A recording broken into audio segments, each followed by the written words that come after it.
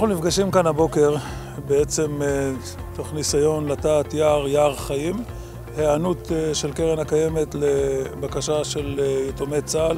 כפי שאתם יכולים לראות, הפנינג גדול, הרבה יתומי צה"ל, אלמנות צה"ל, משפחות שכולות הגיעו לממש את הזכות שלהם בט"ו בשבט, לנטוע עץ לזכר האבא או אמא, כל אחד למי שנפל לו במערכת ישראל. יש לנו גם עשרות יתומים דרוזים שהאבות שלהם נפלו במלחמות במערכות ישראל, שהם יהיו כאן נוכחים בכנס הזה יחד עם המשפחות שלהם. זה אחד הדברים החשובים ביותר שהציונות עוסקת בהם. החלטתי ללכת על יער שזה יראה לנו את ההמשכיות, הצמיחה, עץ קטן שצומח לאט לאט מגיע לעץ גדול, וזה הקשר שלנו לאדמה.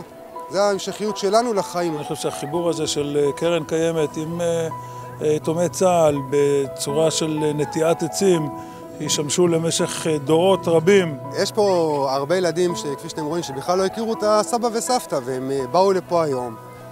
גם פינות יצירה, גם הפעלות, ובאים לנטוע עצים למשפחה. זה מה שמראה את הקשר שלנו, של היתומים, של המשפחות השכול, איך המדינה כן ממשיכה לצמוח ואיך אנחנו לוקחים את האבל למקום טוב, וזה יום לא אבל, זה יום שמחה.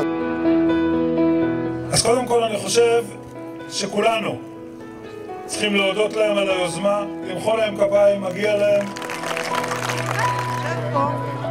האירוע הזה נותן לאנשים להבין שלא שוכחים אותם, לא שוכחים את ההורים שלהם, את המשפחות שלהם, לא שוכחים מה שהם תרמו למען שאנחנו נשאר כאן לנצח, שהם הקריבו את עצמם, את החיים שלהם, למען שאנחנו נחיה. לחיבור בינינו כאן, נפגשים בפעם הראשונה, יהיו ברוכים. זה אירוע ציוני שקק"ל מחבק אותו, כי זה הפעילות שלה. לא רק לשתול עצים זה דבר מאוד חשוב, אבל יחד עם שתילת העצים צריך גם לטפח את האנשים, כי האדם הוא עץ השדה, וזה גם העבודה של קק"ל. ואני מאחל לנו שהדורות הבאים והדורות הקיימים והילדים שנמצאים כאן איתנו יצמחו ביחד עם העצים האלה. תודה רבה לכם שבאתם, חג שמח, שבת שלום.